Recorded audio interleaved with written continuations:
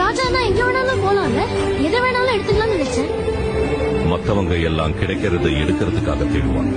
உண்மையான அரசு கிடைக்கிறதெல்லாம் கொடுக்கறதுக்காக. இந்த மக்களை வழிநடத்துகின்ற ஒரு சட்டமன்ற உறுப்பினர்னா அது டாக்டர் விக்னேஸ்வரன் அவர்கள் தான் வரணும். என்ஆர் ஐயா திறமையான முறையில ஒரு கூட்டணியை ஏற்படுத்தி இன்னைக்கு எல்லா மக்களுக்கும் எல்லாமே கிடைச்சிக்கிட்டு இருக்கிற மாதிரி ஒரு நலத்திட்டங்களை கொடுத்துக்கிட்டு இருக்காரு. அரிசி கிடைக்குது, எல்லாருக்கும் இலவச அரிசி கிடைக்குது, 10வது கோதுமை கிடைச்சிக்கிட்டு இருக்குது. அடுத்தது முதியோர் உதவி பென்ஷன் அது அதிகமாக்கி இருக்காங்க, குடும்ப உதவித்தொகை அதிகமாக்கி இருக்காங்க, வீடு கட்டுறதுக்கு லோன் தராங்க, ஆயுஷ்மான் பாரத் திட்டம் கொடுத்திருக்காங்க, எல்லா விதமான நலத்திட்டங்களையும் அறிவிச்சுக்கிட்டு இருக்காங்க. இவ்வளவா இருக்குது, எங்களுக்கு அதெல்லாம் தெரியாது, எங்களுக்கு இதெல்லாம் நடக்கவே இல்லை.